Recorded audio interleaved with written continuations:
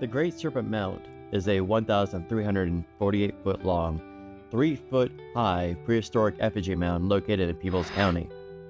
It was built on what is known as the Serpent Mound Crater Plateau, running along the Ohio Brush Creek in Adams County, Ohio.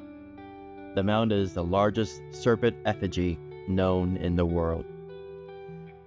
The first published surveys of the mound were by Ephraim G. Squier and Edwin Hamilton Davis, featured in the historic volume Ancient Monuments of the Mississippi Valley, that was commissioned by the Smithsonian Institution.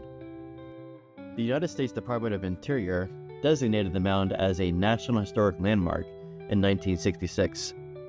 The mound is maintained through the Ohio History Connection, a nonprofit organization dedicated to preserving historic sites throughout Ohio.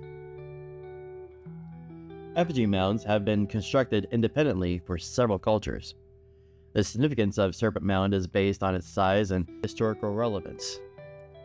Made up of 3 parts, Serpent Mound extends over 1,376 feet in length, varying from 9 inches to more than 3 feet in height. The mound stands with a width varying between 20 and 25 feet based in the section.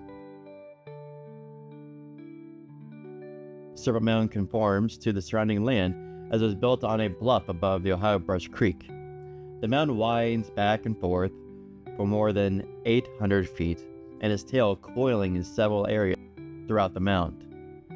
The mound features a triple coil tail at the end of the structure, often viewed as a benchmark of the mound. Yellowish clay and ash make up the main constituents of the mound, with a layer of rocks and soil reinforcing the outer layer. The generally accepted interpretation of the structure is that of an open-mouthed head of a serpent nearly engulfs a whole oval feature that faces the east and is about 120 feet long. This oval feature may represent an egg, with an apparent depiction of the snake consuming it. However, many anthropologists believe that the oval is a representation of the sun or the body of a frog. Other scholars think it's a remnant of a platform mound. The western side of the effigy features a triangular mound approximately 31.6 feet at its base and long axis, reminiscent of other existing serpent effigies in Canada and Scotland.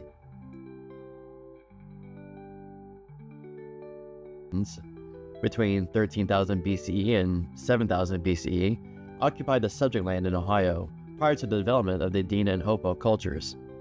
Evidence shows that numerous groups of Paleo-Indians occupied the land in Ohio and ranged throughout the territory. They were hunter-gatherers who traveled seasonally for game.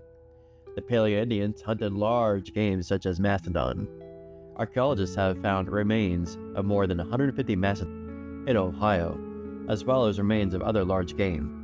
The most complete mastodon skeleton was excavated at the Burning Tree Mastodon site. Clovis Point spearheads have been found to indicate interaction with other groups of Paleo-Indians who also hunted large game. The Paleo Crossing site and Nicholas Pond site tools, such as spear throwers, were more sophisticated. Base camps were established for winter lodging. In the glacial cane culture, a late archaic group traded for seashell and copper.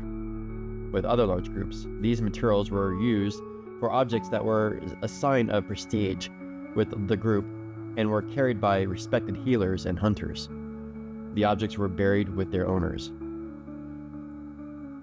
Following the ancient Paleo-Indians, the woodland period, 800 BCE and 1200 CE, of the post-archaic period, is known for its rich ritual and artistic life of well-developed villages.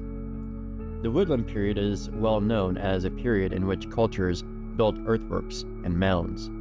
They were believed to have been related to the religious practices, as some mounds were used for burials. Along with hunting and gathering cultures, this period began to cultivate crops such as maize, squash, and beans. The Dina and Hopo cultures expand dramatically. Several groups of the woodland people lived in larger villages, surrounded by defensive walls and ditches. Ceremonial and artistic endeavors waned during the late woodland period as did trading with other groups. Many of the earthworks and effigy mounds were built early in this period. Later, the cultures did not build new mounds.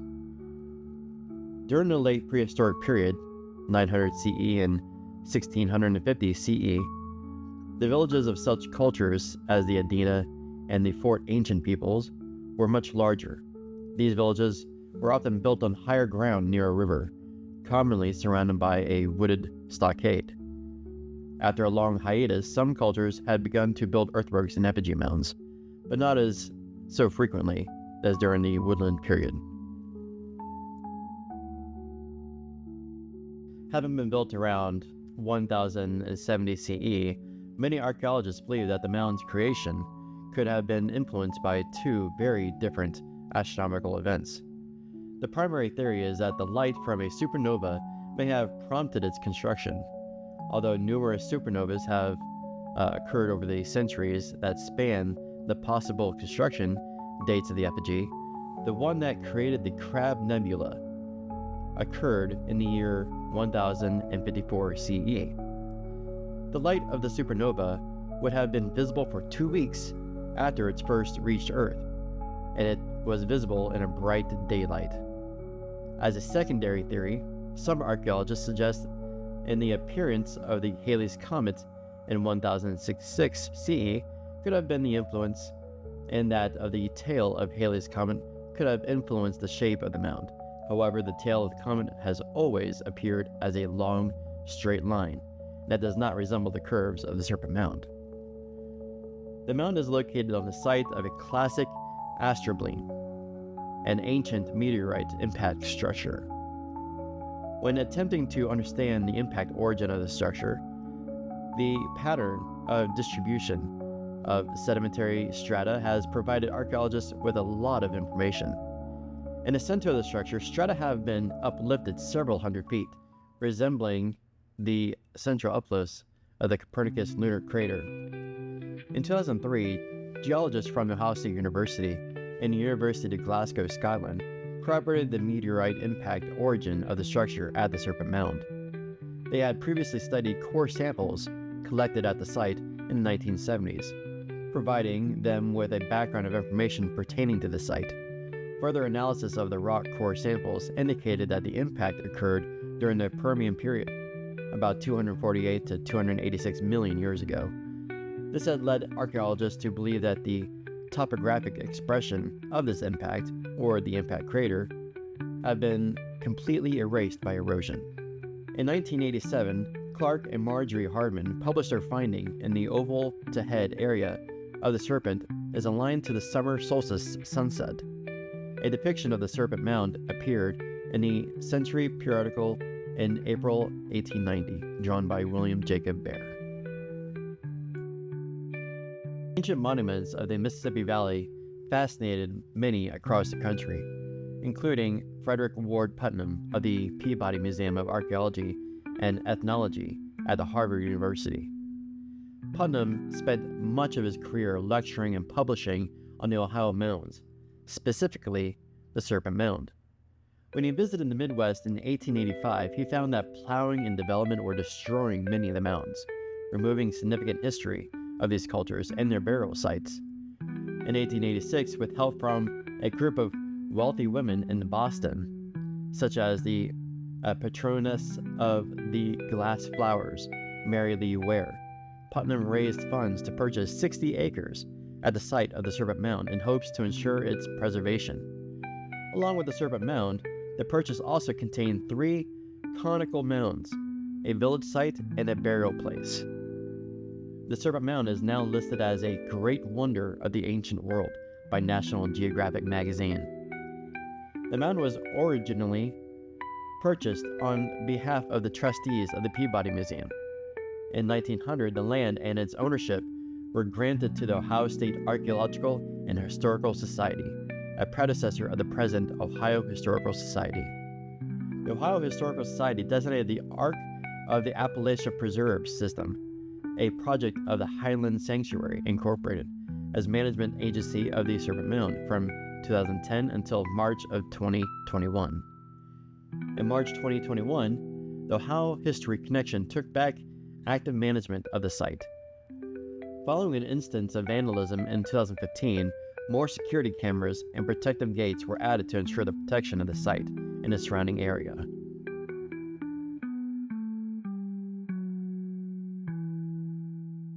Ohio Historical Society opened the Serpent Mound Museum that was built very close to the site of the mound. A pathway was constructed around the base of the mound, guiding visitors through and around the site. The museum features exhibits that include explanations of the effigy's form, description, and the construction of the mound, and the geographical history of the area. The museum also features an exhibit on Edwin culture that historically they credited as the creators of the mound. I sincerely hope that you get a chance to visit the mound and you get to experience its magic, its nature, and its relevance to our history. I love history. I love mounds. Our county itself has plenty to offer. It's one of the most abundant county in Ohio that has mounds. And I've been doing mound history for many years. And this is one of my favorite places to visit. So I hope you get the chance to see it too. Thank you, and enjoy.